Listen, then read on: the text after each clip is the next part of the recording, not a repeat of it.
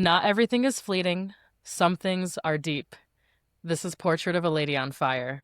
Today we are covering Portrait of a Lady on Fire, written and directed by Celine Sciamma, and it came out in 2019. Mm-hmm. It stars Adele Haenel as Heloise, Noemi Merlant as Marianne, Luana Bajrami as Sophie, Valeria Golino as the Countess. Perfect. And fun fact, I looked up just right up top. The Countess is Heloise's mother in the movie, and this actress was up for Pretty Woman against Julia Roberts. She was one step away from being Pretty Woman instead of Julia Roberts. It's like, wow, what a giant sliding doors moment that is. Can you imagine? No. So crazy. Her whole career would have been different. That movie would have been so different. So different. Yeah, weird. But anyway, so why did we pick this movie? So you know what I realized? We have, and we're not even doing it on purpose, but I'm pretty sure every movie we've covered this season so far has been from a writer and director. Did you notice that? Wow. And also, we're doing a lot of like 2019 in that same era. 2019, 2020, yeah. These, you know what it is? These stories are personal. They are, and they're just movies that are newer that ended up meaning a lot to me that I wasn't expecting to, and this one is another. Also, it's another small budget period piece about women. We love to see it, especially lesbians. Yeah, finally a queer one. A queer one for girls. Is this our first movie about lesbians? Is that possible? Huh. Oh, wow. Well, like maybe like a direct, like these are lesbians. Yeah. My brain is trying to skim over. I know, I'm thinking of every episode we've done so far, and I don't think we've directly There's gotta covered... be some lesbians in there somewhere. You're like, no, that doesn't make sense. Let me see. Let me see about that. But yeah, the budget for this movie, which is crazy that they did so much with so little. This budget, you know how I said Priscilla was a tiny budget for Sofia Coppola? You know, it was like 20 million. It's like small indie. Yeah, this movie had a $6 million budget. $6 million budget, and almost all of it was on lighting. Yeah. Talk about it. The lighting ate. It was like all lighting and costumes. And you know what? Hats off to you. You did your big one. It was worth every penny. This movie is set in 18th century France, the year 1770, in the beach town of Brittany, I believe is how it's pronounced. After a family tragedy, a young nun named Heloise is forced to leave the church and marry her deceased sister's fiancé instead. Her mother commissions Marianne, an accomplished artist, to paint her portrait. The two women spend an intense couple of weeks together on a remote island that alters their lives forever. And I want to say this up top because for Evan and Rebecca, this is for you specifically. This movie is on HBO Max. Please watch this movie. Please watch this movie. It is so beautiful. Yeah, for anyone listening to this episode without watching the movie, please don't do that. That's crazy. Like sometimes we encourage you to just listen and you don't have to watch along. You got to see this movie. It's so lush, and I feel like just listening to two people talk about it isn't going to quite do it justice visually. So yeah, stream this movie on HBO Max. Probably by the time this episode airs, it won't be on there anymore, but we'll see. Cuz like we're just shooting the shit. Shits and giggles, but this movie is exquisite. Exactly. Yeah, I think as far as cinematography goes, this might be this and like There'll Be Blood and also Power of the Dog. There's a couple ones just cinematography wise that are just so insanely beautiful. really inspirational directing and cinematography from this movie. So, yeah, You have to watch it. please. And what is the overall theme that you picked out of this movie, Lindsay? I said autonomy, feminine independence, and queer love. Of course, naturally. Our kind of big three topics on this show. Yes. Actually, yeah. Am I just trying to describe myself? I was like, is she talking? Is this play about us? This play is about us. Yeah, these three topics, I feel like we dip into these almost every episode, and I feel like that's kind of an overarching theme to a lot of the movies we end up covering. Yeah. We love to talk about female autonomy and independence. Especially right now, I feel like it's slipping away by the minute. Yes, it is. Yes, it and is. and it's not chill, and I'm tired of it. And I think a lot of the reason we use our platform so much to champion movies about women is to make sure these stories get seen and heard. Because I feel like they're going away. They're Yeah. definitely not being made as much. They're not as successful generally, and I think given the climate, it being what it is right now, and the way that women are kind of being framed within media lately, it's not looking great for your girls. Yeah. So, I feel like it's so hard to I mean, this movie stands alone because not enough movies are not only like written by women, but there's so many queer movies that are written by women but still with a male gaze. And this yes. movie is like written by a woman but with female gaze and queer. There's nothing like it. But there needs to be more like it. No, there definitely needs to be more. And speaking of female gaze, this is one of the few movies we've covered that is also this might even be the first one. I'm not positive. I'd have to look, but this might be one of the first movies we've covered that is a female cinematographer as well. And you can tell. I feel like you can see through her eyes so clearly just that feminine perspective. It's something to bring it back to 2025. It's something I definitely felt and noticed right away about Sinners. I was like, oh, Mm, this was shot by a woman, and it was. There's something about that first viewing I just knew. um there's something to I feel like the way that women, especially creative women, artistic women, look at the world, it feels more natural maybe, and less I don't even want to say lecherous. I think I'm trying to say not less perverted, but less. I think What am I something trying to say? I feel to me this movie is just like really soft and lovely. voyeuristic. That's the word I'm looking for. I don't even Voyeuristic. know what that means. um it's like when people like peeping Tom. It doesn't feel like that. Mm, yeah. But yeah, Okay. So, what are your themes, Marquita? so I've seen this movie a few times now, so I think I have three themes, and I think I've seen it three times, so I feel like this is maybe one takeaway per viewing of this movie that I wrote down. So my first one, the one that stuck out the most to me probably on that first viewing was being closeted, and having to be closeted during this time period, and the amount of repression and like emotional torture that queer women experience during this time. It's so painful knowing, and right away, I mean, the whole plot of the movie is Heloise is getting married off to a man and they're never going to see each other again.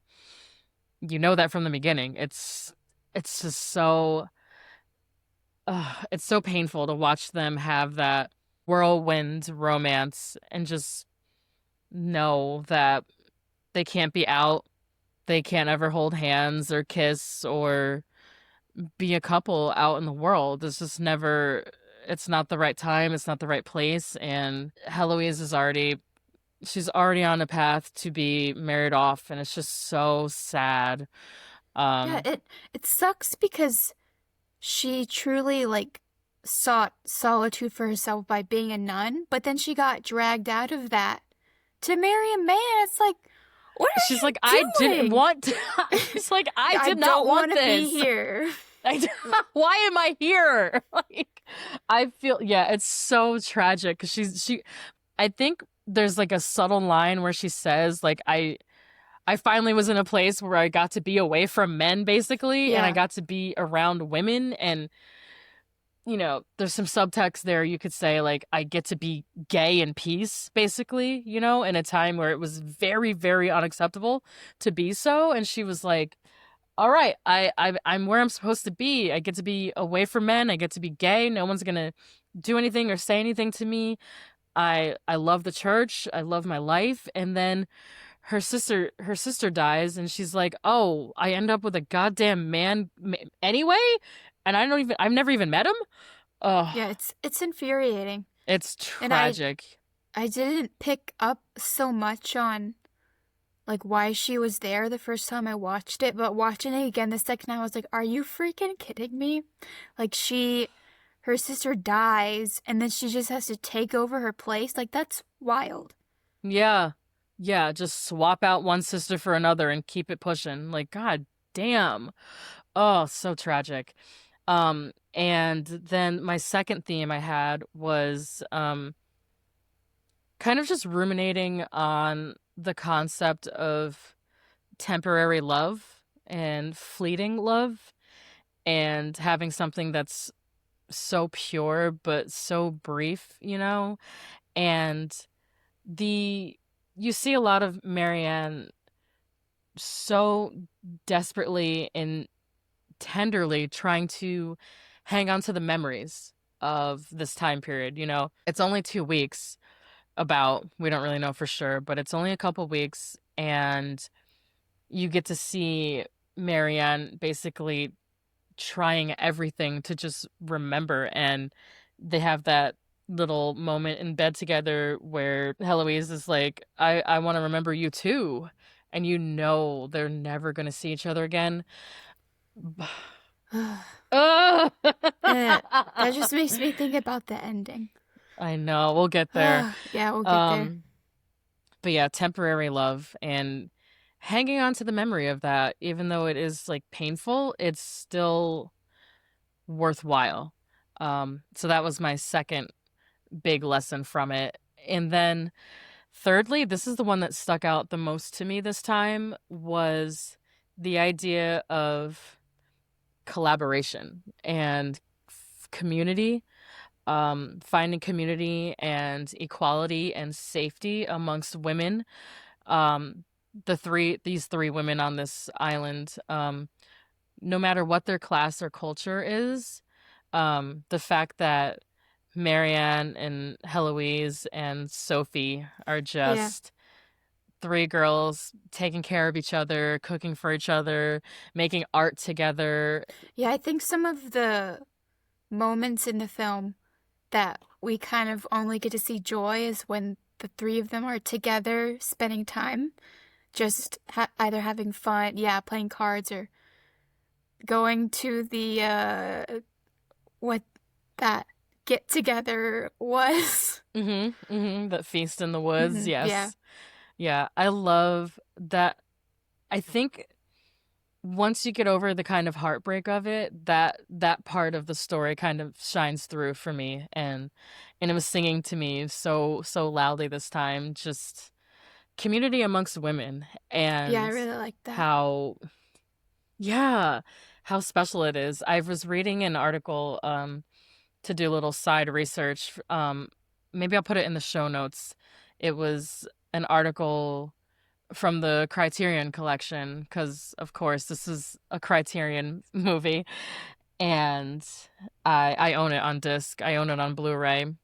But there's an article that goes along with it that was really emphasizing the community aspect of this movie and how important it is for the women to find solace amongst each other. I think you pointed that out too. Um, and I love stories like that. And you're right, not many are getting made nowadays. And And if they are, they're ah, not by a woman. nope. Nope, not normally. So, yeah, I just love it. That's my big takeaways from it. So, what is your history with this movie? What's your Um, attachment to it? I just recently saw this movie for the first time, like within the past 2 months. Oh, wow. Oh my God. So you just watched this Yeah, for the first time. yeah, I just Whoa. watched this and I knew I knew it was going to like touch me a lot and I needed to mentally be prepared. Mm-hmm. And I think finally I was like, you know what? I'm ready. I need I'm this. ready. I need this. I'm ready I'm to be ready. heard again. And then I watched it again for the episode. Mm. And then I started watching it again last night after I was thinking about everything. So I was like, let me just, because I feel like after this, I'm going to need to put it away for a while and not think about it. Mm-hmm. So I was like, let me just watch a little bit of it again, like last night. And So you're almost caught up to me. You're almost yeah, at three yeah, viewings already in yeah. 2 months. I'm like, maybe I'll just like fall asleep to this. Maybe I don't know. Oh, honey. This, It is a great movie to fall asleep to, not because it's boring, just because it's so still yeah, and and so quiet. silent. Yeah. That, Oh, I oh, love that. okay. I know we'll talk about it later, but there being no music in this movie is gives me chills and like everything surrounding that just genius.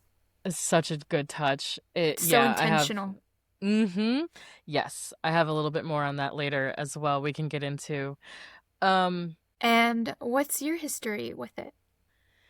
so I had been hearing about this movie literally since it premiered at like film festivals back in 2019, but I didn't see it until the summer of 2023. So I'd been hearing about this movie for 4 years before I got to see it.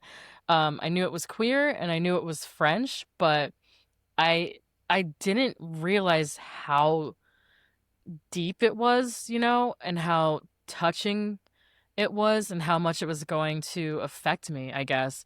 I unfortunately was kind of coming at it from a place of like, oh yeah, it's like hot lesbian girls having sex in period costumes, but like it is, but like it's so much more than that.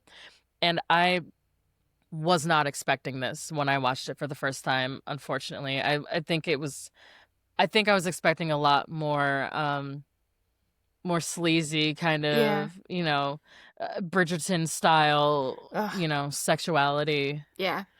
and that's not what this is at all. So It's like it's this movie is like mature art. yeah, exactly. It blew me away, and it wasn't a Bridgerton style or, like a kind of a very sex forward period piece. Yeah. Cuz I mean we It f- don't really see them. They don't get to no, in the we don't really see them have sex. No, yeah. not really. I mean, kind of, but not really. You just see pieces. It's because it's not really about that. It's about so much Yeah. more. It's about so much more than that. It's about their connection.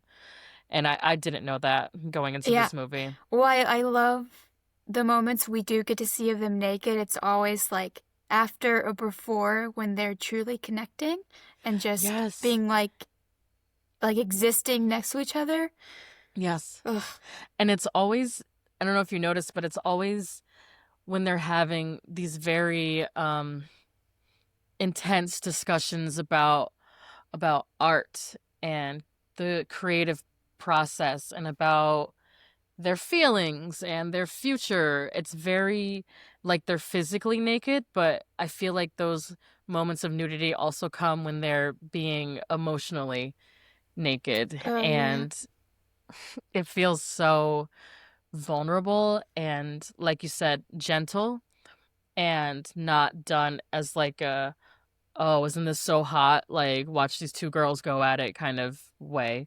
And I love that about this movie. It feels so just tender. It really does. And I know you've had this experience as well of like when you really like connect with another woman in that way for the first time, you're just like, Yeah. oh, You just want to oh, sit in it forever. yeah, ugh, yeah, goddamn. Yeah, Whew. I like that it's so vulnerable. Like I think Heloise kind of opens herself up in a way that you don't really get to see. So what else about this movie did you enjoy so much on this second and third watch? This movie is almost entirely absent of men. Bless And up. yeah, on some There's like no men on in this movie. no men. And on some interviews, they're like it's fine. We can have this one movie that doesn't have a man in it. Like, come on, it's okay. This one time. Like it's uh not even anti-man, it's just They're just not there. yeah, it's just women, like come on. But the Hmm. one man that is in the movie is there to pack up Heloise's shit and take her away. Which Oh, when I was putting together the notes, I was like, "Oh my God, like that is the one man." other than that, there's no men. There's no men in this movie besides, as you mentioned, the one kind of footman. And Yeah. yeah, it's just a story by women about women. Yeah, I'm so curious like what the perspective is a man watching this movie. Me too. I'll have to ask the like five men that I know. No, I know like 10 men. And Yeah, like it might take me a while to find the right one to ask, but yeah, I'm curious. I'll ask some of my night school bar men what they think of this movie. Oh, you know what? I want to hear what Taylor thinks about this movie. Me too. Oh, speaking of which, we're gonna have Taylor on soon. Tease, tease. For a 50th anniversary of a movie. But yeah, I would love to hear Taylor's thoughts on this, and definitely Evan as well, because he's a big Francophile. I don't know if he's seen this movie, but I'll ask him. Evan, what do you think of this movie? Email us. Leave us some emails if you have something good to say from a man's perspective. Yeah. Yeah. We're inviting men to email us this one time. Don't fuck it up. um Go on. I also want to talk about Marianne's loyalty to Heloise, even Hmm. behind closed doors, talking with the Countess, like her Hmm. advocating for Heloise to have alone time. Um, Yeah.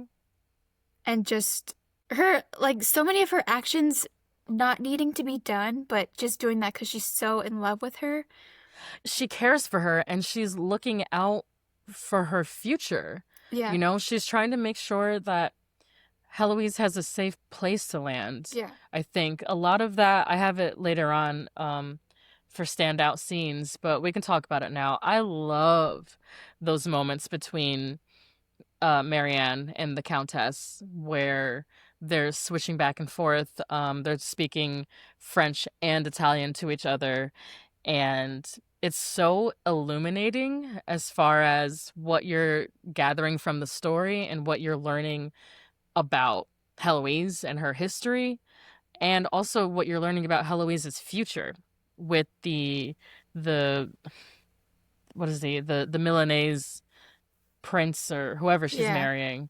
Um, it's such a great interaction between the two of them. It's such a smart way to show what's going to happen to Heloise or what has already happened to her without being the typical expository dialogue, you know, of when she was 5, this happened. And when she goes back to Italy with her new husband, she'll live here. Like, it just doesn't do any of that. It's so smart. And it's also another type of intimacy between women. And these are two complete strangers, you know? This is a different type of relationship that we get to see because this is employer and employee. Also, the employee is in love with her boss's daughter. It's so rich and layered. I love the scenes between Marianne and the Countess. Yeah, I totally agree with you there. And you see how she speaks of her when Heloise isn't around, and it's so beautiful and so selfless, you know?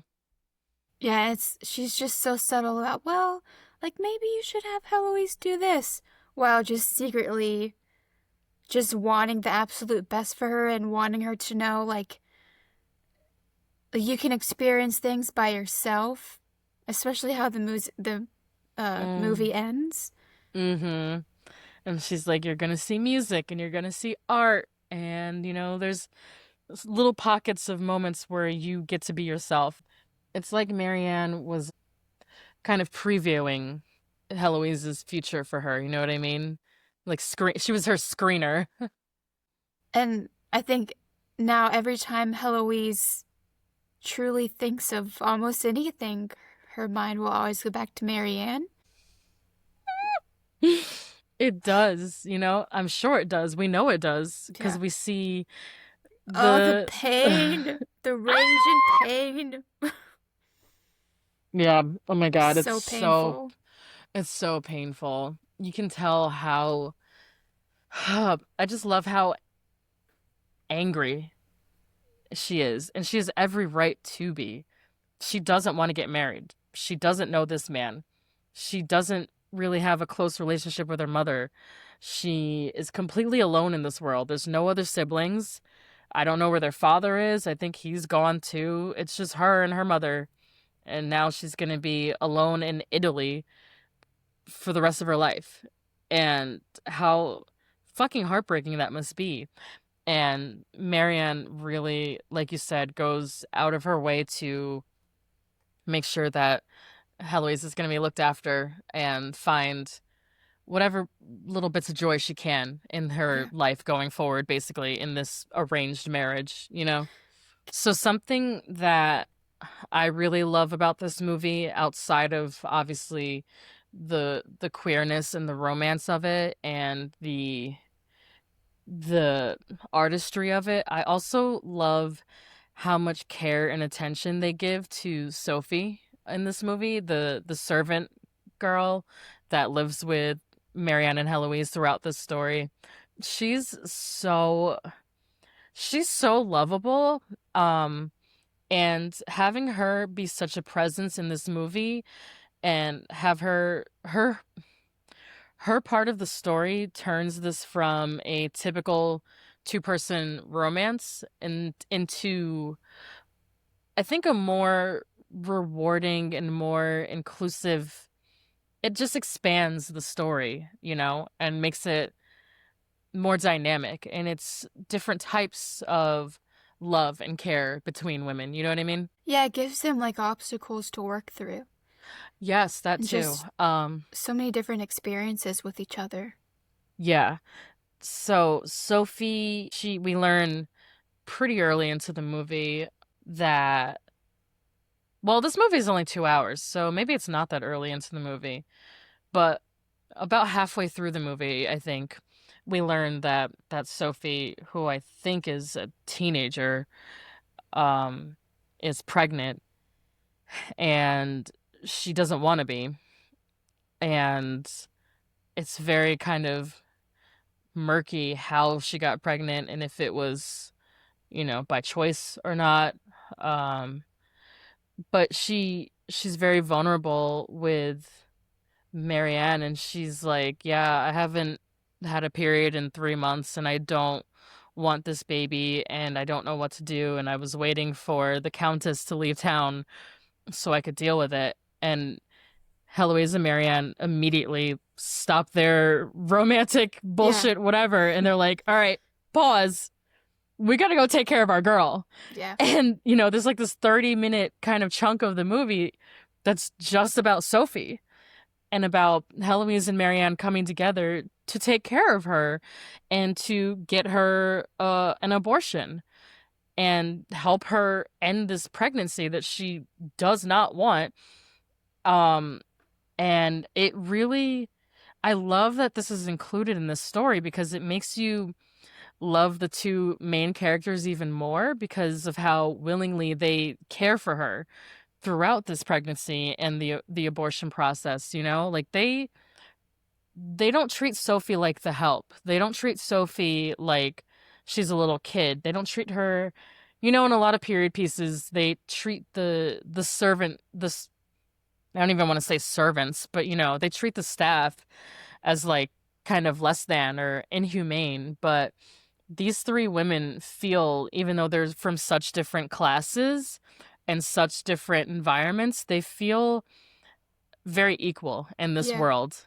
You know what I mean? Even if it's just for this 10, 11-day period, it feels like they're all the same and they treat her as if they're all the same. And I love how much time they take to give us something in this movie outside of just these two people falling in love and the typical kind of romance story. It's so beautiful. So what else did you have that you wanted to bring up?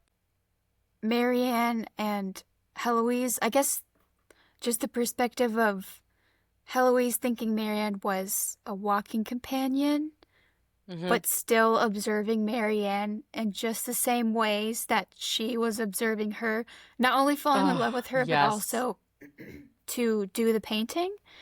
Yes. And I just, love that you're bringing this yeah, up. Yeah. just They like look at each how, other like their art. yeah, like they're each other's muses.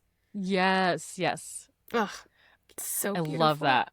I love that. And I think Celine Sciamma made it a point I read one interview where she said something about not wanting it to seem like it was a hierarchy of artist and Yeah, muse or like painter and poser. She wanted it to feel as if they were collaborating and working together and inspiring each other and making art together as a a like a two-person process yeah, instead of just Marianne doing the whole thing and Heloise just sitting there. yeah. I love that you picked up on that because Ugh. I did too. Yeah, I think when I was reading that article, and it was like the normal, like the painter will have the muse, which is just Hmm. no depth at all. But here you get Heloise and Marianne, and one of my favorite quotes of many is when Heloise first, or not first, but whenever, at one point when Heloise is posing for Marianne and Heloise says, "If you look at me, who do I look at?" And then it kind of like shocks Marianne's world because she's like, "Oh, She's like, "Oh, you notice me?" Like, yeah, you're yeah, noticing me and every you're looking at explanation me. for my expression and emotion." Yeah, you're looking at me the way that I've been looking at you. Yeah, And it's like, oh, that mutual understanding and appreciation of each other. Yeah, that scene, that quote knocked me on my ass the first time I heard it for sure. Because that's such a, uh, it's such a beautiful feeling, and experience to have when someone truly sees you the way that you see them for the first time, or not even for the first time, just when someone sees you the way that you see them and it's equal, you're on the same level, you're appreciating each other in the same ways.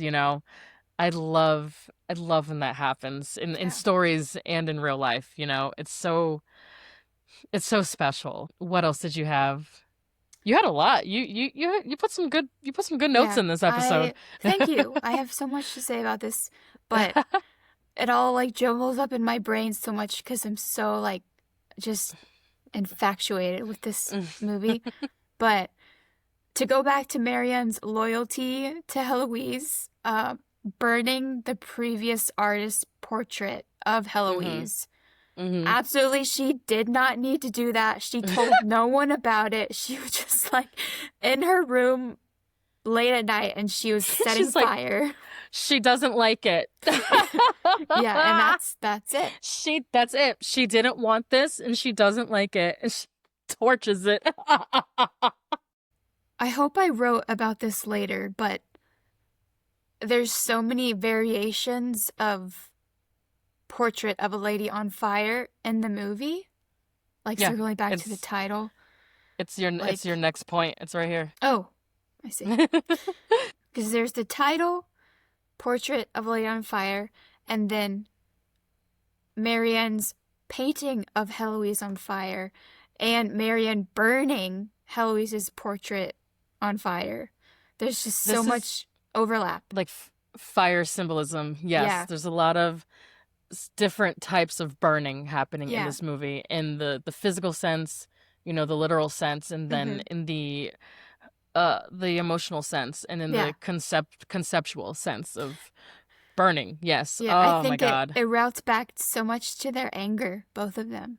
Oh, absolutely. Yeah. The which leads us right into standout scenes. Speaking on anger, um I wanted to get into that first walk that they go on together when Marianne meets Heloise for the first time, and we're that whole scene, it's like 5-10 minutes. We're just in Marianne's POV, watching as an artist, viewing Heloise for the first time, and the way she's trying to take Heloise in as an artist, you know, staring at her ears and her hair and picking up on every little detail of Heloise's her features. The way she stares, you keep catching Marianne staring at Yeah, her I love that profile. the first one where it's like, and you see Heloise turn back. And, uh, Yes. it's- And the way it's framed, it's you can't see that they're side by side until Marianne like turns her head, or Heloise turns her head, and they catch each other's eyes, and you're like, yeah, oh wow, they're melded into one in this profile shot. And it's such a great visual representation of what's happening between them, and how, oh my God, it's such a smart way to show intimacy between two characters without, like we were saying earlier, a typical sex scene or yeah. kissing, boring, whatever. It's like, okay, Or there's this so much intimacy in like being quiet and just observing. just sitting together in silence, staring at each other, Yeah. literally. Oh my God. Me and who? Oh, Me and please who? let me, please. When, I Lord, need, when? I need it. When is my time gonna come? When is my time? Fuck. Yeah, maybe I love this movie so much because I want a love like this to find me, please. Yes, I do too. But I I want to do hold on too. to it forever. Yeah, if it was like 2 weeks, so be it. But honestly, that might kill me. No, I'd have I'll absolutely never recover. no purpose. There'd be no thoughts other than remember that the love of my life Oh, that slipped through my fingers. I would be sick. I would be sick. I don't know if I'll keep this in, but I had a version of this, but it was 24 hours. Did I ever tell you about this? I don't know. I had When was a this? Like a long time ago? So I was going through that big breakup I was telling you about, and this girl came into town that was really good friends with one of my really good friends who owns a cafe at the time. And it was like my local, I think I told you about this place. It was right next door to me. I would Yeah. be there every single day. Yeah. Yeah, it was like that was my third space. That was basically, I used to joke, but I wasn't really joking. I used to call that cafe my living room. Like that's where I would go to play on my computer, to take phone calls, to eat meals, to listen to music, to meet people. Like that place was so so so special to me. And the one of the owners of that place is still very very dear to me. I love her so much. Anyway, one of her best friends came into town just for the weekend or something, and I think she was also going through a very big breakup with somebody she had been with way longer, so it was a totally different situation, but we just like met each other uh for a weekend. We had this like romance that lasted basically 30 hours. And then I never saw her again. That isn't a bunch of lesbians. Sure. That's exactly how it goes. 24 hours maximum. Yeah. Yeah, we man, it was good. It was so beautiful.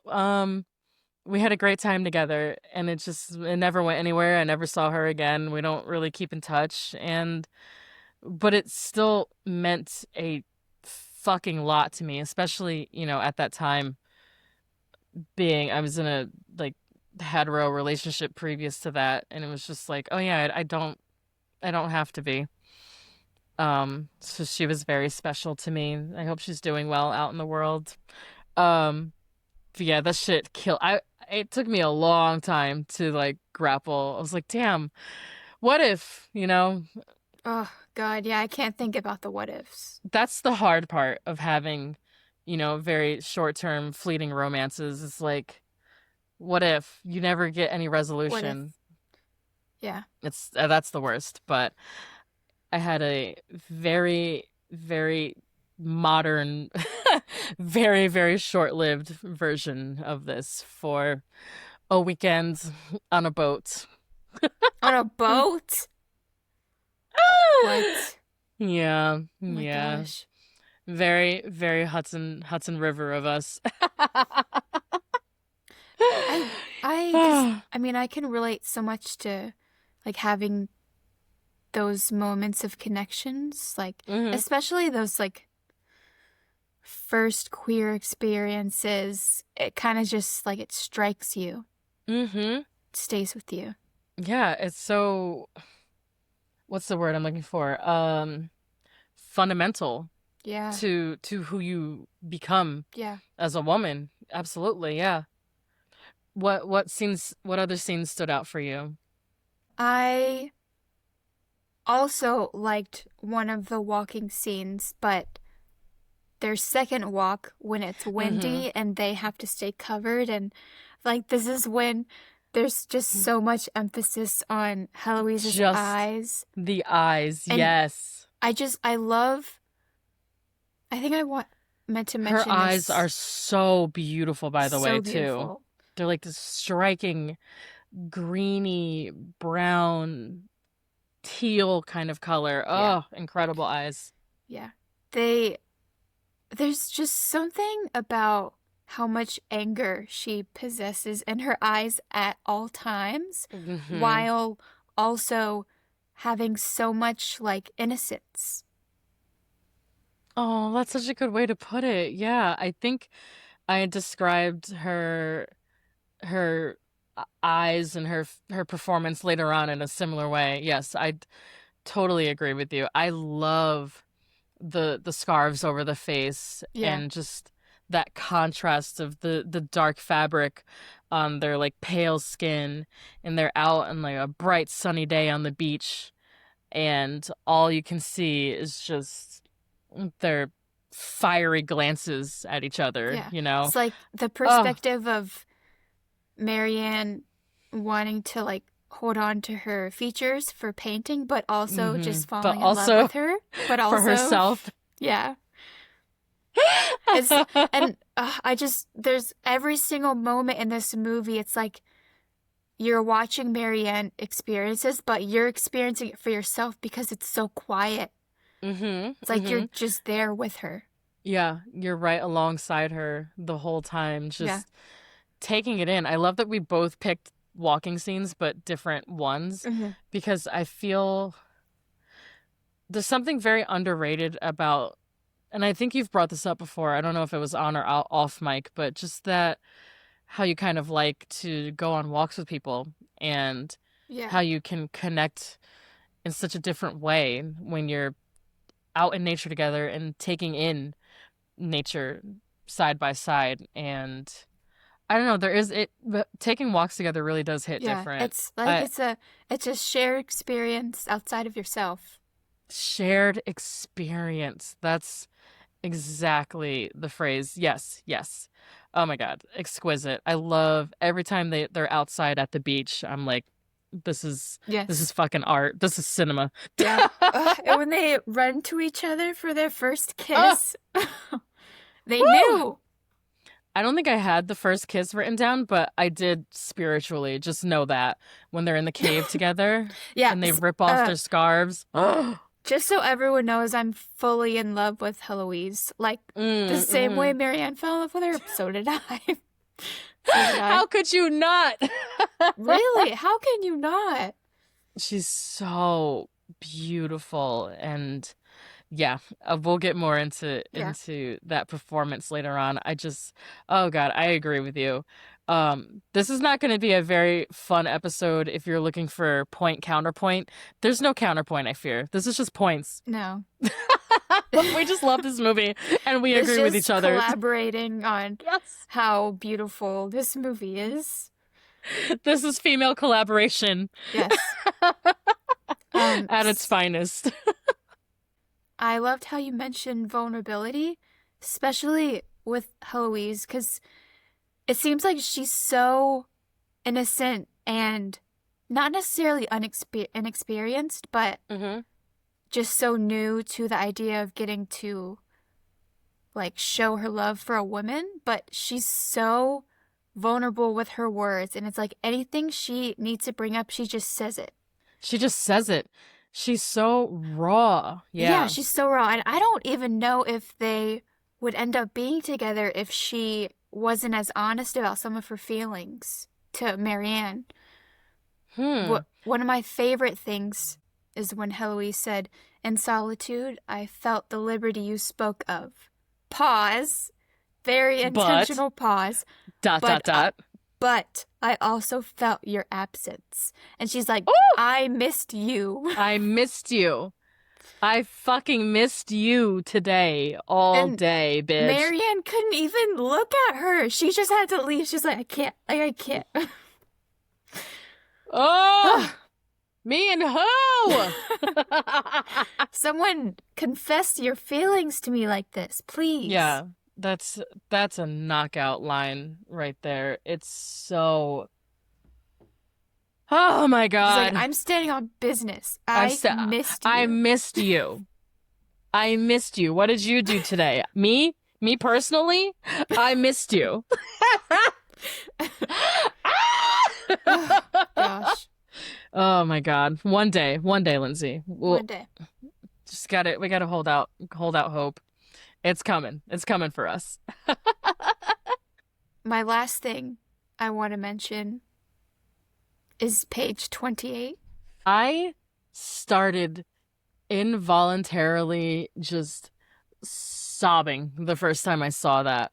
I don't even know if I can properly explain to you, Lindsay, like the wave of emotion that just like punched me in the face in that moment when it's already sad enough because you know it's over for them. This is years after their romance and they're both living their separate lives, and Marianne sees the painting of Heloise and you're Yeah. already like, oh man, God, that's so fucking rough. And then you zoom in and you're like, wait, what is that?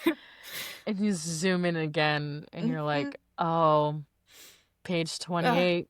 Yeah, page 28. So made me cry. Oh, I know. Ugh. That's okay.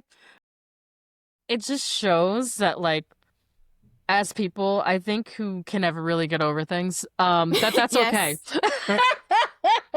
We revisit things. It's okay. That's okay. She's like, I will think about this forever. Yes, bitch, I'm still thinking of you. Yeah. I still miss you. Yeah, because it's like there's so much sadness for Marion to see the painting, but Hmm. then when she sees, it's like she gets to take a bit of it for herself. But it's also like this was Heloise being like, I'm still thinking about you every I'm single day. still thinking about you. I still think about you Yeah, always. yeah, Yeah, always. I'm gonna cry. I love it. Oh my God, it's so I special. I love when people describe like their love for each other as always. I think that's so sweet. Always. Oh my God. Yeah, yeah. Not to get too millennial, but yeah, Harry Potter. When, yeah, Well, I'm yeah. thinking about very specifically in the TV show Charmed. Oh, I don't remember a lot of Charmed. I've seen it, but I just don't remember a lot of it. There was one like card that someone gave to another, and all it said was always. Like I'll always be in Oh, love okay. with you. So sweet. Mm-hmm. Mm-hmm. Yeah. Oh, that's so brutal, but so beautiful. So we touched on it a little bit earlier, but another one of my standout scenes, just kind of unforgettable for me as a woman of the woods, someone who grew up in the country, just out in the woods burning shit, very feral, I'd say. Um, I love the scene where the three of them go to the midwife's feast out in the woods together. And it's just all women around a giant fire, just singing and clapping and dancing, and they're it's so witchy, you know? Yeah. It's so mystical. It you almost think maybe because of my history with Robert Eggers' The Witch, is this going in a supernatural direction? Are they about to get cursed? Is this turning into some sort of coven? Like what's happening? Yeah, They're all it kind of dancing does around the feel like a fire. curse. It Curse of being a woman. well, yeah. I was like, is this supposed to be scary? The first time I didn't know about the scene. I didn't know what to expect. So I was a little scared for Sophie. I was like, oh my God, are they gonna do something to her? But once I relaxed into it and just realized it was no, just women in the woods burning shit and Yep. dancing together. I'm like, oh yeah, I do that all the time. Doing That is how I, acapella. yeah, right? Singing in the rounds. Yeah, I love Yeah. that song too. It's one of the only times in the entire movie you hear music. Yeah. It's so beautiful. I know you don't know this because I don't think you've watched it this way, but that song that they're singing is the music to the Blu-ray menu of this movie. Oh. So as soon as you pop the disc in, it does the like, I and then they all also start like singing. um at the very end, once the credits roll, it's silent for a while, but then the song jumps in. That's the only time in the movie anybody sings. Now that I think of it, it's so oh, it's so beautiful. I wanted to shout out that scene. I love women burning shit in the woods together. I Very also primal. just want to mention a movie that like successfully has a girl have an abortion and she doesn't have to have a baby at the end of it. Yeah. And she doesn't have to. I feel like when female characters, good point bringing that up, yes. I feel like a lot of times when female characters, especially young women, have abortions in movies, there's always this, oh, she has to learn a lesson or be punished or feel regret Yeah. and remorse. And Sophie is like, no, I'm cool. Like, I'm good. Like I good riddance. I didn't want this. Yeah. I'm ready to be over with it. Like I love that they show the power, the like self-empowerment for Sophie to make that decision and stand on business. Yeah. And even while she's getting the abortion from the midwife, she's laying on the bed next to a baby. Yes, that scene was really powerful. Powerful. And she's looking this infant in the face and she's like, I don't want Yeah, this. this is not for me. But it's not in a hateful way. She Yeah. loves the baby. She's like Yeah, she's like holding she's holding the baby's holding her yeah. finger, and it's this really Yeah. sweet moment. It's so tender, but she's like, this is not for me. And not right now. I don't think we ever learn how old Sophie is in this movie, but she's gotta be what, 16 maybe, Yeah. something like that. Like she's young and she's just like I'm not ready for this. If I want it, I definitely don't want it now. Yeah. I might I not want it at all. And there's no wrestling with this big decision to have an abortion and, oh, it's so painful and sad and I regret it and I should have had a baby. No. Nope. She's like, yeah. I did what I needed to do and I don't want it. And that was my decision and my power to make that decision for myself with my own body. Hmm. Um and that's another thing I love about this movie is the emphasis on women's healthcare and how the traditions of the midwife and women taking care of each other when it comes to pregnancies and other ailments, the like when Marianne is having like really bad period pains and Sophie makes her the heat pad with the stones from the fire, and how when Sophie's going through the the abortion, Marianne and Heloise help her through it, and how the midwife takes care of her, and how all of the women are helping the midwife pick those herbs, and it's just like this circle of women all taking care of each other within nature and alongside each other, if I'm explaining it correctly. You know what I mean? Yeah. I just, it's so beautiful. And it's so special to see something like that without having that kind of Christian morality placed upon it, or having the, like, some lesson that needs to be learned. It's like, there's no lesson. This has been going on forever. A lot of women never wanted to have kids who ended up having them. And this is the reality of the women who got to choose not to have children, or at least not at that time, when they're a child. Yeah. So I thought that was really, really special, and I love that Celine Sciamma included that within this story. It's so beautiful. Another one of my favorite scenes is when Marianne plays the piano for Heloise. Hmm. Again, Speaking of music, yeah. yeah, one of the very few times we get music, but I think this really shows Heloise's true, like, curious nature and how excited she is about the things she doesn't know about, and Hmm. just Marianne getting to be who shows that to her. It just, like, it strengthens their never-ending love for each other. Yeah. Yeah. The Vivaldi piece that Marianne is trying to play Yeah. and failing because she can't remember it. It's so cute. That's such a cute little moment of her explaining the Yeah. dynamics of this music and And what the piece is about, and then she's just like plunking through yeah. it and can't string it together and And can't remember. Heloise was just like a little puppy, a puppy in Yeah. love. She's like, She "Ooh, like, tell me more, sat show me down more." next to the bench, like, oh, yeah. Yeah, and then we get to see the performance at the end of Yeah. the of that Vivaldi piece, and how much it meant to Heloise to, oh, woo, just wow. Just to remember what that music meant to her all those years ago and who showed it to her. Oh, stunning. Stunning. Sobbing in the I theater. know. Sobbing to that song and remembering Marianne and not knowing that she's in the room Watching with her. her. My God. I don't, I'm, I don't understand why Marianne didn't, Why didn't she talk like, to her? why? I don't know.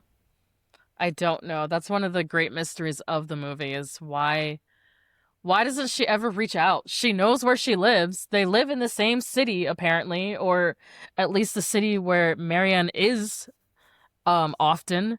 The, you can see her. You're sitting in the same room as her. Go talk to her. I don't know. There's something. Why do you think she didn't reach out to her all those years, or try to see her in that box during that performance?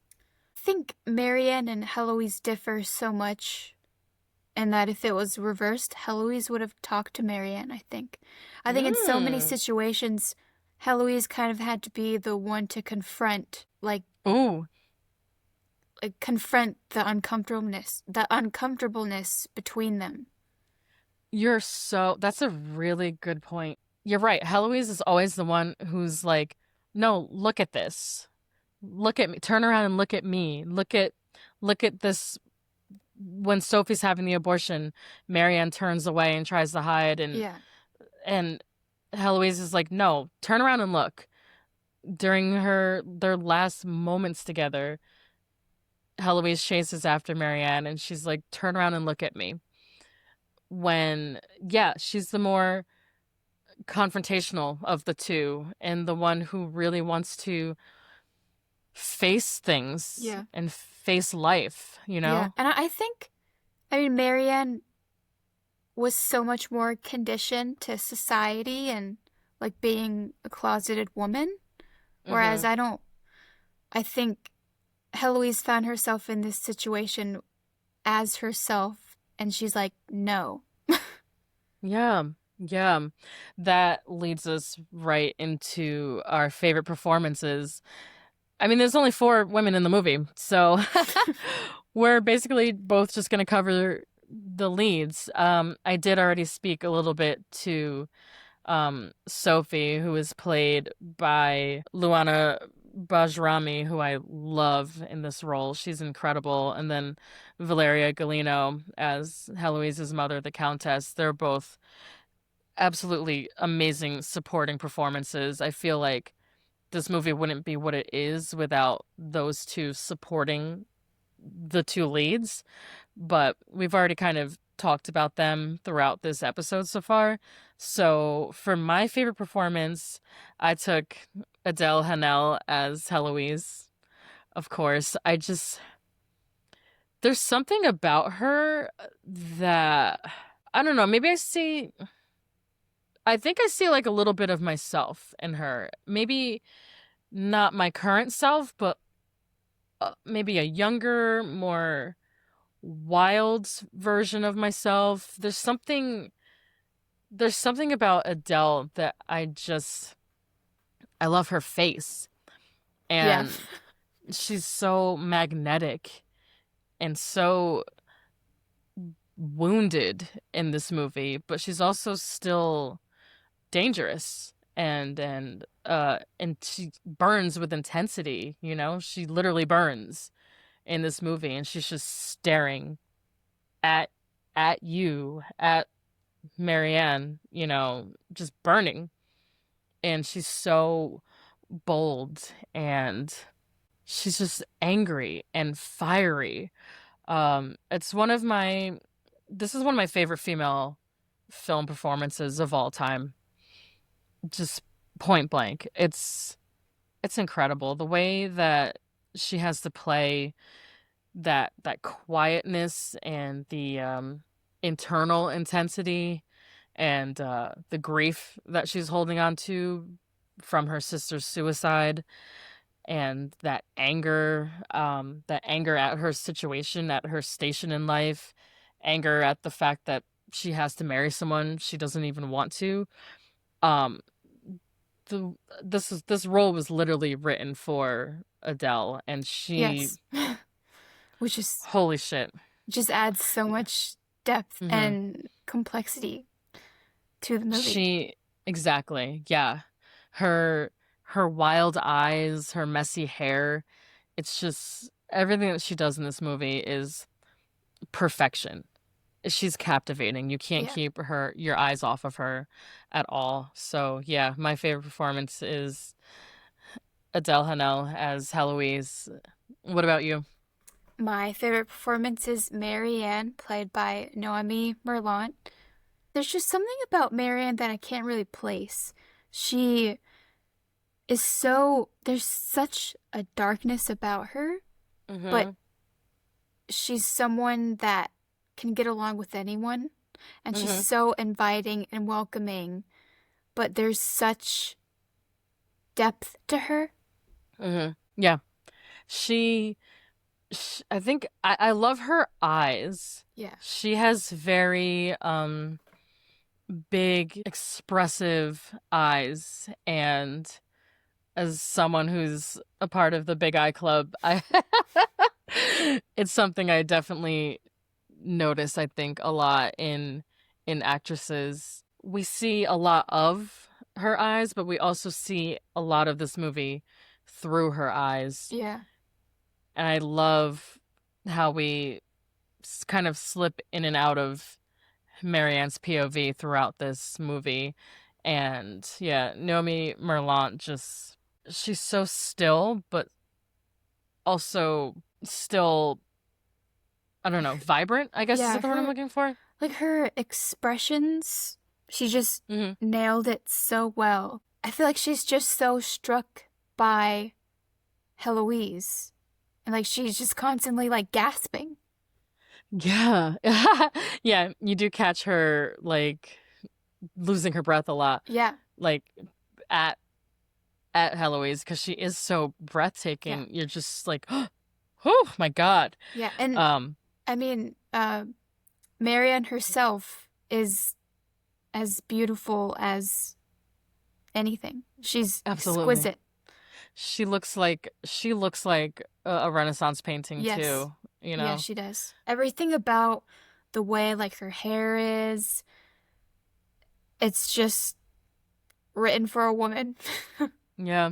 She looks like she came out of a painting from the 18th century for Yeah. sure. It's incredible. Yeah. Yeah, what was some of your favorite parts of her performance that you haven't touched on yet? Um, I loved pretty early in the movie, she was laying in front of her fire, naked, smoking tobacco. Yeah. And I mean, I've never seen something quite like that. I don't know if I could Yeah. ever find myself doing that, but it was a vibe. It's such a vibe. She's Yeah. like, fuck it, we ball. Like, Yeah. Smoking some tobacco, no. naked in front of a fire. Oh my God. Again, goals. I think it Cause makes me wonder like so much more about her life because she has seen so much more than Heloise, I think, but we don't ever really get to yes. see any of that. No, we don't find out much about her, other than she works for her father and she's a trained Yeah. classical painter, of course, and And wounded mm-hmm. beyond belief. Right. But we never We really don't know find out why. why. I love the subtlety of her performance. I think these two women have chemistry like a motherfucker, Yeah. just jumping off the screen. They're so intense and so kind of made for each other and for these roles. Yeah, oh man, they're very, very powerful together. Yeah. I'm so glad that, I mean, Heloise was with this painter and got to have her own painting of Marianne. It's just, Mm-hmm. I'm going to be thinking about page 28 for the rest of my life. Same. I'll literally never get over it. Yeah. Much like Heloise, I will never get over it. Yeah, well, I think as soon as you saw page 28, I gasped, just like Mm, Marianne. mm. Oh, that meant something to me. Wow. It yeah. Anyway, we already talked about it. It's very powerful. Can't get over it. Woo, I'll never get over it, unfortunately. So, any technical aspects or fun facts for us? Oh yeah, I went deep on this one because there's so much going on with this movie from a technical perspective, and looking behind the scenes on this was fascinating, and this is part of the reason why I wanted to own this on disc, was so I could see the special Oh features my gosh. and see Yeah. how they made it and all of that. It's just there's so much going on there, but firstly, I wanted to bring up the costume designer of this movie, Dorothée Guiraud. She fucking killed this. She absolutely killed this. And Dorothy said that the green dress that Heloise wears in the painting you know, and throughout this movie on and off. Uh, she made it that color green to represent nature and energy and renewal. So that ties back to our earlier conversation about how these women exist within nature, within the world, on the beach and in the woods. So I love that I love the coloring in this movie. And then Marianne's red dress is rougher. I don't know if you noticed this. It's a completely different texture than Heloise's. So it's made from cheaper and more humble materials to show their class difference. And that green probably would have been the much, much more expensive fabric at that time. And it's a much bigger dress and much more ornate, and that was purposely done to show that Heloise has money and that her mother, can buy her very expensive clothing, and she still chose to give all of that up to go live in a nunnery. That's how much she didn't care. She didn't even want to wear the She nice didn't want clothes. it. She kept She hated wearing that dress. her nun clothing. Yeah. I love that. I love the costumes in this movie, so I just wanted to shout her out. And along the same lines, the real painter throughout this movie, who every time you see the hands painting Heloise's portrait, that was a painter named Hélène Delmer, and her only film credit is this one movie. She has never worked on a movie before or since. This probably damn near fucking killed her. She was working 16-hour Oh days my gosh. to paint these portraits for this movie, because she had to be on set while they're shooting it to see the way that Celine and the director of photography were framing the shots and shooting the movie, so then she could paint the exact same way. And yes, you can do that from photos, but also she was doing it from a lot of live sittings on set during this Wow. movie. And she had to paint on camera during the movie as well. So oh man, That is dedication. dedication, my girl. She worked her ass off. And she took her visual inspiration from a lot of 18th and 19th century artists of that era. A few names that I found were hopefully I don't butcher these, but my French is like not too terrible sounding, so we're gonna go for it. Give it to Um us.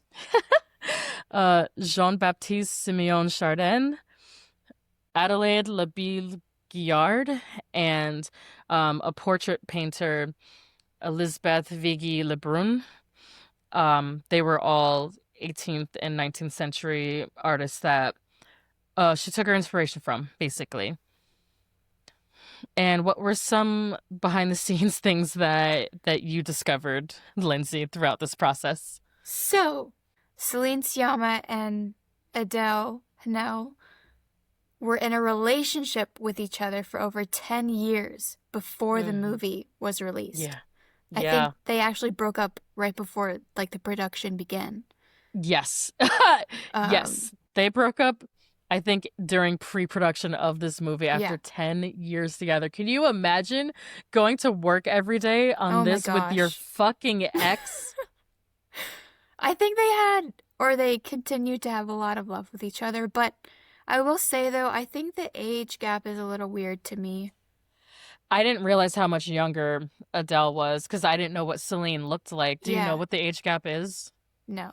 Let me Ooh, look it let's up. look it up Yeah. Let's because see. that's a 'Cause good point it's to a bring up. little even though this I always have to remind myself in queer spaces people can still be evil. Yep, it's very true. So Adele is 36 and Oh, she's young. Celine is 46. Okay, And I a think 10-year age gap, but wait, so she got together with her when she was like a teenager? yeah.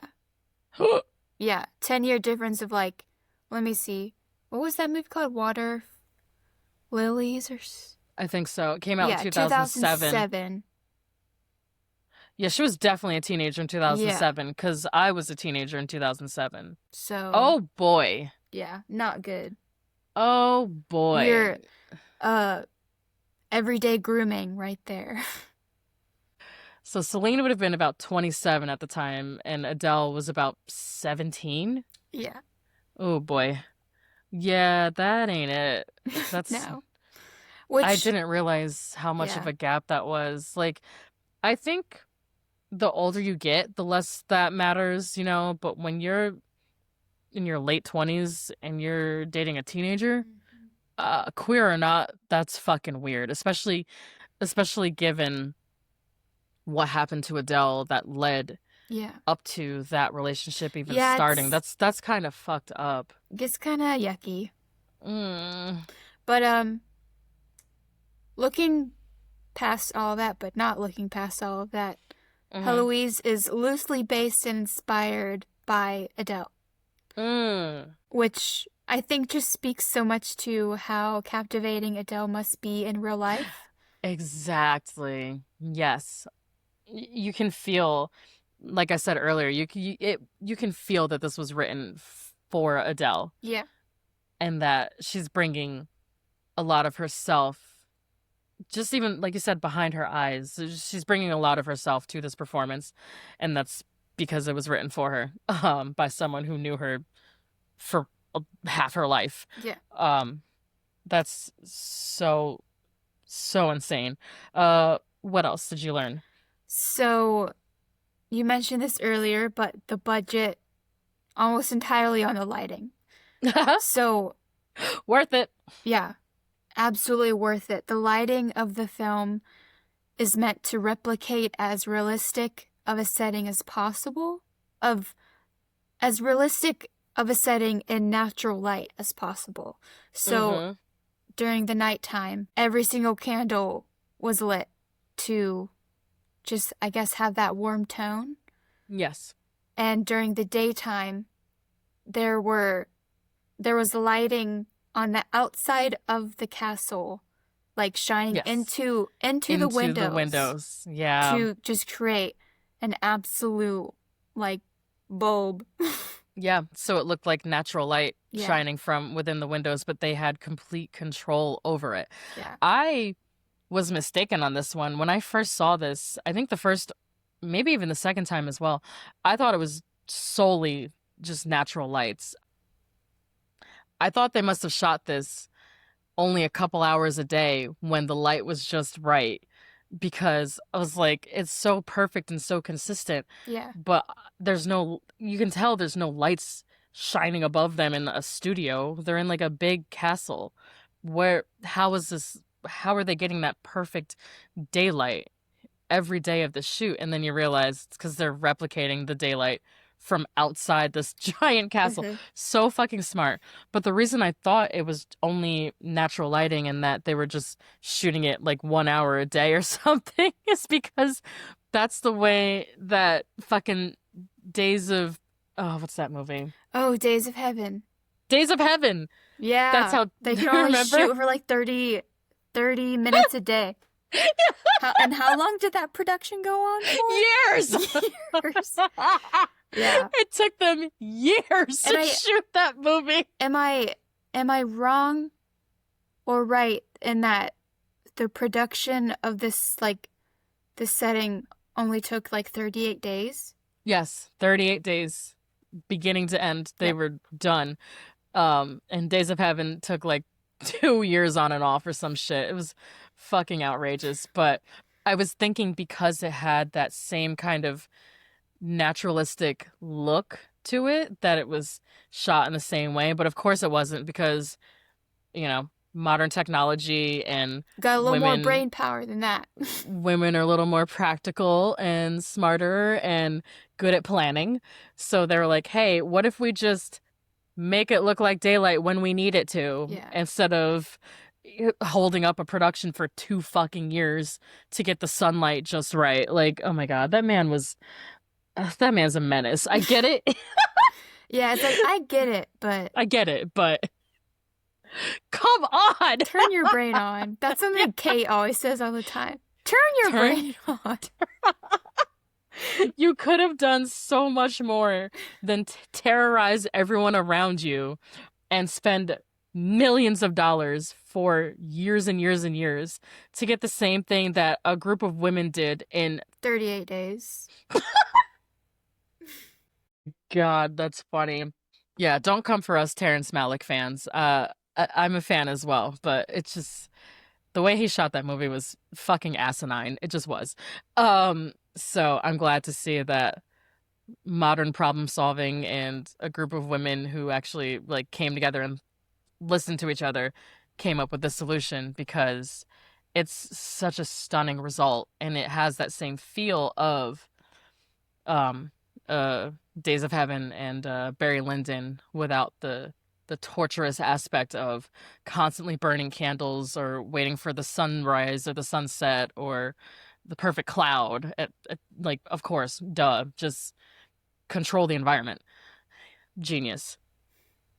Um, Another behind the scenes fact I had, we discussed this a little bit, but I wanted to actually tie this point that we made to a discussion that Sofia Coppola and Celine Song, two directors we've covered this season already. Um, we've done a lot of women directors this season. I Yes, love we that for have. us. Mostly women directors this season. Have we covered any male director? Oh, Baz Luhrmann, yes. Yeah. Elvis. I think we've only covered one man this season. That's fucking dope. Anyway, um, to the two directors we covered this season already, Sofia Coppola and Celine Song, did a discussion. I think it's on the Directors Guild podcast I sent you, when they were talking about how they use music and how they choose not to use music sometimes. And I thought it tied really well into Celine Sciamma's comments on Yeah. why she chose not to use music in this movie and what that meant for her.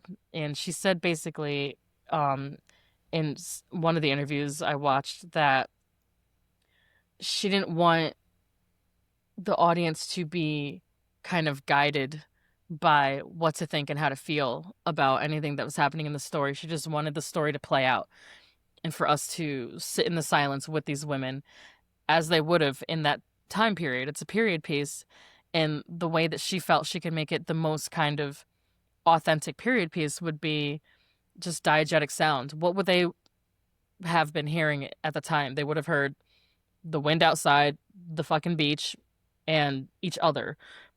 There's nothing like there's nothing else they would have been hearing, and it was a way to immerse us as an audience into that soundscape.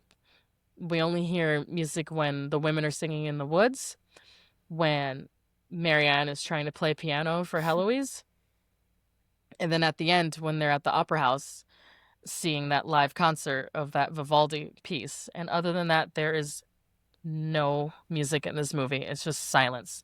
Sofia Coppola and Celine Song, who I both, for the record, think are great at using music in their movies, they both said that in their Directors Guild interviews that it was either the Directors Guild or it was a A24 interview that they did together. I can't remember. I'll look it up. I think we linked to it actually in the Elvis and Priscilla episode. Um, but they said that they don't like when movies are wall to wall just blasting I music also at don't you. like that. I think I've noticed that it does kind of bother me sometimes as well. It depends on who it is though. Like if it's Johnny Greenwood, like There Will Be Blood, like that kind of music, that doesn't bother me at all. I was it Oppenheimer that there was just Mm, that drove me crazy. I was like, why? yeah. You're sending me an anxiety right now for no Yeah, yeah. reason. Yeah, yeah. Oppenheimer is very, very guilty of that, I will say. And I love that movie. I love Christopher Nolan. I love Ludwig Göransson, but I get it. Yeah, that one was very loud, wall-to-wall music, like basically indicating what you want the audience to feel. And Sophia and Celine were both saying how they don't like when movies do that. And Celine Sciamma said the same thing. So I just thought that was interesting. And it also makes that Vivaldi piece at the end hit so Yeah. fucking hard because you know what that piece of music meant to her because it's the only music you heard the whole 2 hours. It's incredible. Um, it's just watching um Adele sob to that music is that's a great way to use music. She really Celine really kind of had a cheat code figured out there when she Yeah. made that choice. It was perfect. Perfect choice. I think when I was reading up on it, something that she said is just how powerful music is, and when you take it away, it's just as powerful. It's the absence of the music Yeah. that's powerful in this piece. Because Oh, like music is everything, woo! and when you take it away, it's just as meaningful. That's a bar. She really fucking snapped Yeah. with that. Oh, incredible stuff. So those were our kind of behind the scenes things. I'm gonna put a bunch of links in the show notes for this episode. Yeah, I there's had so much to get into. there's so much to There's talk about. We looked at a lot of different pieces for this to pull a lot of outside knowledge into this episode. So I'll definitely be putting a lot of that in the show notes. Speaking of good creative touches, was there anything else you wanted to point out about the way this movie was made? yeah, so this entire movie is shot in a way where each still that you take replicates a painting. Like, Hmm. if you pause the movie anywhere, it looks like a painting of that time. Yeah. But a painting of, like, noticing the small details and from the female gaze. Yeah. It I need to do that like on disc especially. It's probably easier, but I want to try that out. I want to test that out and just pause throughout the movie and see Yeah. what images I get. It's probably stunning. It looks like a storybook, this whole Hmm. movie. And it's just so man, this movie fucking rules. I don't know what else to Yeah, say. it does. I It don't know really what else to does. say. This shit rocks. Yeah. Rocks your socks off. What what emotion does this story draw from you? Um, so I touched on it a little bit earlier, but this movie always makes me appreciate love, even when it's painful and hard to let go of. It's, I feel like this movie um, it honors that fleeting feeling of falling in love and losing people throughout your life or hanging on to the memories of loving certain people. It's yeah, I think that's the main thing I take from this movie is an appreciation of love and having feelings for people. What about you? This movie is gut-wrenching. Hmm. It just makes me sad. It makes me really upset with how things laid out, but I can really appreciate how beautiful it is and just how deep and intense that short love was for each other. Hmm. So final thoughts. We just did the final thoughts. Um Recommendation. right. Recommendations for similar Well, work. there's like nothing like this movie. Not quite, no. This is a one of one, but Yes. there's definitely some other ones where you'll get pieces of Yeah. and uh, definitely that same kind of feeling. Or we wanted to also recommend work from some people that worked on this movie as well. Um, so for similar themes, I have Carol, of course, the the Christmas heartbreaker. When I went on my little work trip, when I was staying in the hotel room, Yeah. I watched Carol. Oh God. Are you okay? Oh, okay. Oh wow, you are so strong. I was like, I think I'm just gonna watch this tonight. It's so good. Oh my God, I love Kate Blanchett. Yeah. She's incredible. Definitely recommend Carol if you haven't seen it. The Handmaiden. I'm not positive if I've recommended this before. If I have, forgive me. I'm trying to not recommend the same stuff over and over again. Um, Oh yeah, I'm really but bad about doing that. yeah, we gotta branch out. Um, so The Handmaiden is a Korean film about a Korean period piece about two women who have a very complicated romance. Worst Person in the World is from 2021. Have you seen this movie? Oh my God, yeah. We Ah, we both love this movie. yes, we both love this movie. This is a great Uh, recommendation. Thank you. Yeah, it's not queer, but it's Yeah. just about like a young, wild kind of woman who's maybe stuck in a relationship she doesn't want to be, and how A she little starts kind angry. of a little angry and rebellious, and how she starts basically acting out and self-sabotaging.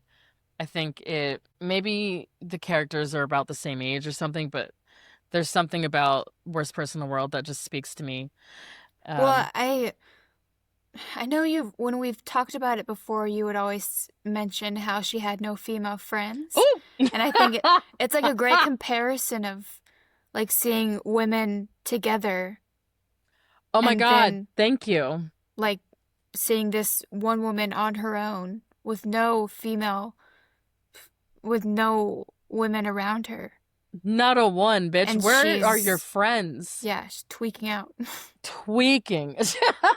Julie, you need some girlfriends. Yeah, if Julie had the You need type some of girlhood. community, yeah, if Julie had the type of community and girlhood that Sophie, Marianne, and Heloise had, her whole fucking life would have been different. That movie, wow, that shit pissed me off, but it's Yeah. so beautiful.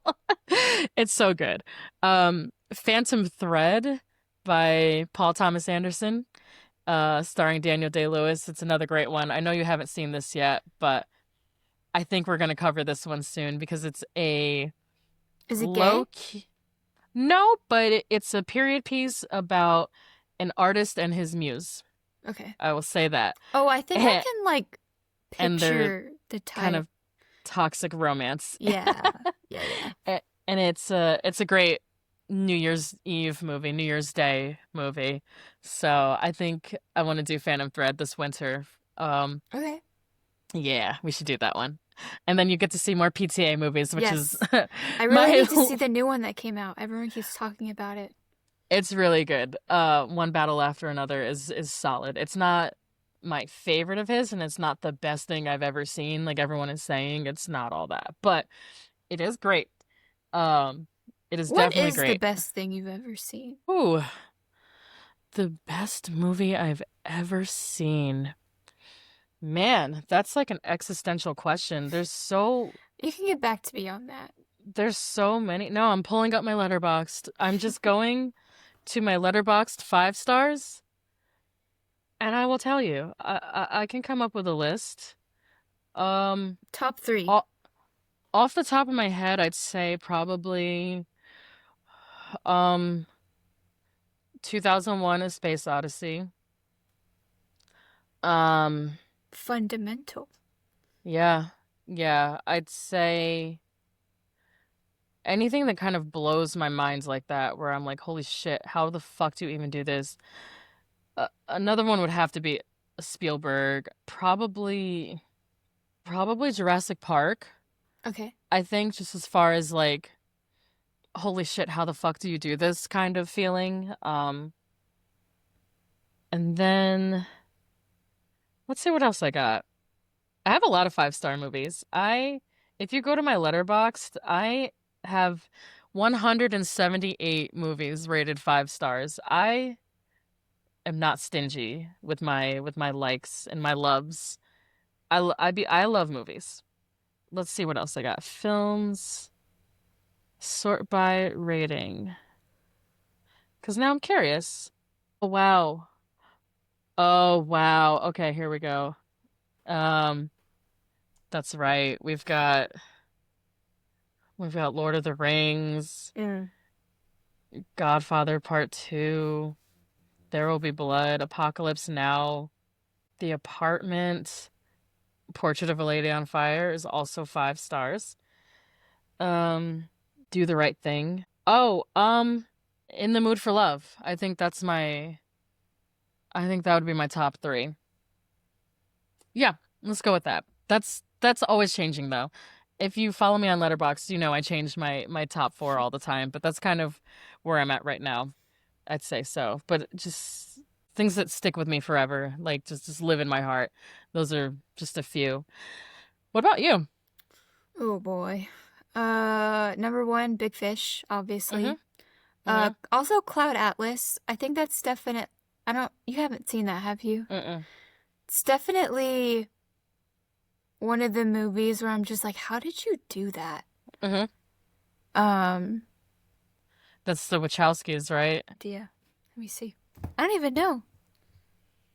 The sisters who did The Matrix. I think that's them. Wow, yeah.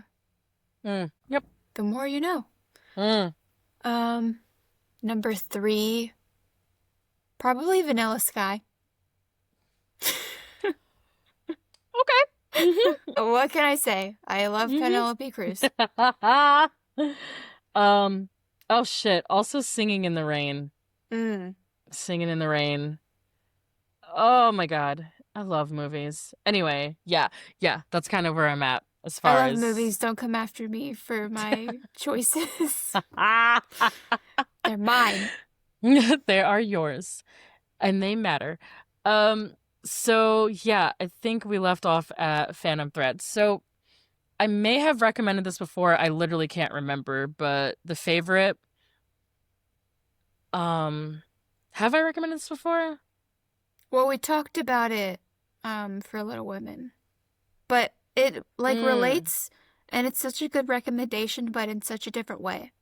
yeah, I don't remember if thank you. I don't remember if I've recommended it before, but We definitely mentioned it. okay. Definitely the favorite by Yorgos Lanthimos. This is my favorite haha of his. And it's a queer period piece, very different tone and very different kind of sense of humor and perspective, but a good pairing for like a sad and then kind of a more funny slash violent story. And then for the lighting technique I was talking about, I would say definitely Days of Heaven and Barry Lyndon, which is one of the Stanley Kubrick movies that we missed when they were playing them all Oh, at the alley. Yeah. This is that one with that hot guy from the 70s I'm always talking to Kate about, Ryan O'Neal. I don't know if she's told you about Ryan O'Neal, but let me look him this up. man. Woo! 1970s Ryan O'Neal. Oh my God, he was something. He Glenn Powell wishes. Um, But you know what? I also really like the Back to the Future movies. I would just watch those all the time when I was mm, younger, and that changed something in me.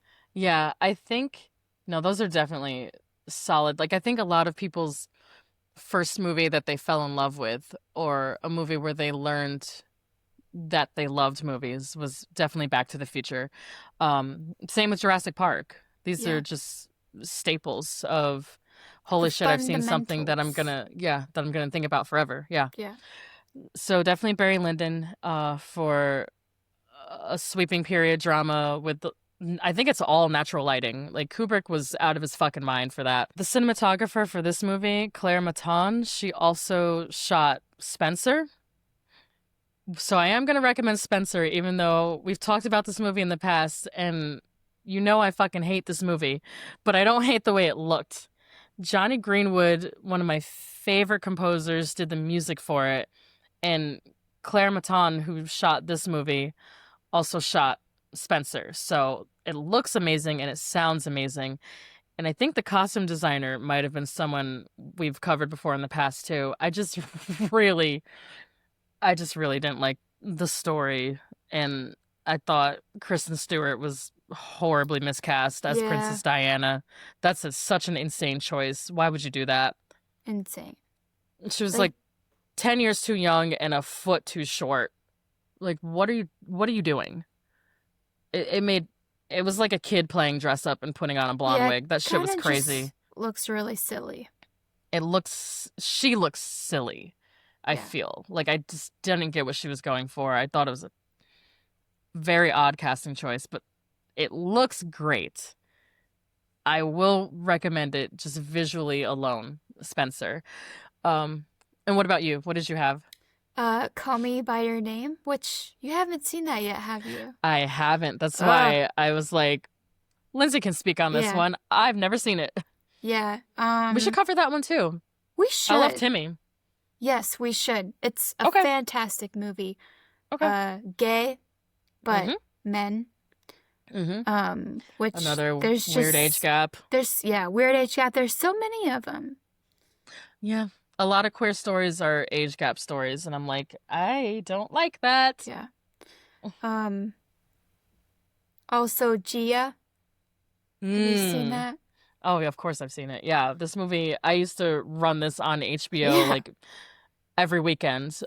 This movie premiered when I was like 10, 11 years Wow. old. This Yeah. is kind of a hard watch, this movie. Oh, for sure. Definitely It's prepare. heartbreaking. Yeah. But Angelina Jolie, as beautiful as ever. Mm-hmm. Uh, Young Angelina Jolie. This is young, one of her young, young. first big Mm. performances. I think this might have been her first leading role. In Wow. fact, she was, God, she must have been in her early 20s at the time. Um, this is where my obsession and lifelong crush on Angelina Jolie Yeah. started. I I was love 10 this years old. movie so much. Great movie. A more classic kind of depressing biopic, but But we do get some lesbians. yes, starring a gay woman. Yes. We're gay, yeah. Mm-hmm. Um, Also, I'm going to recommend The End We Start From, which is a movie that we saw in night school together. Did Oh my God. I couldn't with remember which Jodie one this Comer. was. Jodie Comer when she's like in the woods Yeah, surviving. yeah. I knew that As title a sounded familiar. I was like, what is this movie? I know we've seen it. yeah, I Oh. do you get what I mean when I'm recommending this one? Not exactly, but I'll hear you out I think because this is something, a post-apocalyptic story. yeah, So what is it? post-apocalyptic, um, kind of, it's a little bit about motherhood, I think, and a Hmm. little bit about female rage. At least when I Oh, was okay. watching it, I was just angry. I was angry Hmm. for her, and something about Jodie is kind of how I view Adele and Noemi. And her performance. Oh, okay. Yeah, I guess just them as actresses. Oh, okay. So this is more from a like a performance standpoint. Yeah. And Oh, also, okay. I think maybe just how realistic the movie looks, the way it's shot, it's just one of those really beautiful movies Yes. Yeah. I like this pick. This and is a little female outside. centered. Yeah, this is a little outside the box, but it's yeah, starring a woman. It's I think also maybe directed by a woman. Let me Um see. and it's about survival and kind of having to choose how to survive in nature without men for the most part. Interesting Or pick. I just, like that. especially just men being stupid. Yeah. Well, you know what it also was? The beach scene on the island and the end we start from reminds me Oh, yeah, so yeah. much of Portrait of a Lady on Fire. Oh, yes, yes, yes. Yes, there's a lot of a beach there's a big beach set piece in that movie as well. I'm curious who directed it. I Yeah, think I'm it was trying a to. woman. Yes, yeah, it's a woman. Nice. Haha. I'm Very two cool. for two. And I'm also gonna recommend Chocolat. Have you seen that? You know what's crazy? I've only seen pieces of this, and this was peak Johnny Depp Yeah. obsession era for me. This came out when I was like 13. And I'd seen literally every Johnny Depp movie during this time period. I was obsessed with him. Rip. But I don't think I've seen Chocolat. I think I've only seen pieces of it. Yeah. Like I know what it's about kind of, but I technically have not seen this whole movie. No. I don't know if this is the best recommendation, but it's a little French. Mm-hmm. It's a little French. There's just something about it. I was like, that's a good recommendation. So I'm Okay. just gonna leave you with that. Pourquoi? Why? Well, you know who's in it? The same lady that was in that French movie about food. Juliette Binoche. Yeah. The Taste of Things. The Yeah, Taste yeah, of yeah. Things, which I love I that also, movie. I feel like that Ooh, could be a good actually, recommendation that's a... too. Oh, write that down, write that down. The Taste of, I was trying to remember what that movie is called. I was like, please, let me see if my brain can remember. Yes, I love that pick. Well done. I think The Taste of Things is a good recommendation because I think in so many ways food is art, and much like painting, another form of art. It is another I thought that was a very artistic movie and very romantic. Yeah. Yes. Oh my Also God. I chocolat. love yeah. And both French, both Yeah. about food and art Yes. and love Hmm. in a different way. Um I love The Taste of Things. Man, that movie had me fucking weeping at the end of Ugh. it. But that has been Portrait of a Lady on Fire. I wish I was feeling brave enough to say it in French. I don't think I am, but let me see if I can get one take off of it. I'm gonna try. I've been really trying to like lean into my secret trilingualism. Um, Now that the world knows. I know, I know. I put that out there, and I'm like, oh, people are gonna know. Let me see.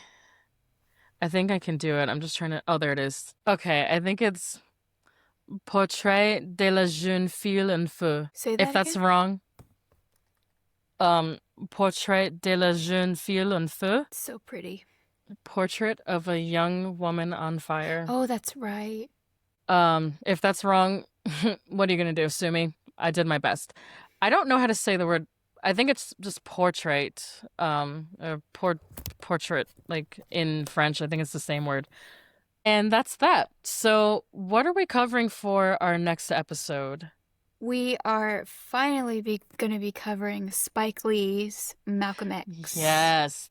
I'm excited. Lindsay and I saw this one together at the Alamo. I think probably either for Black History Month or I think maybe it was when did I feel like that was well Black History Month. I think it was and as is my right, I love to make my white friends see racially tough movies with me.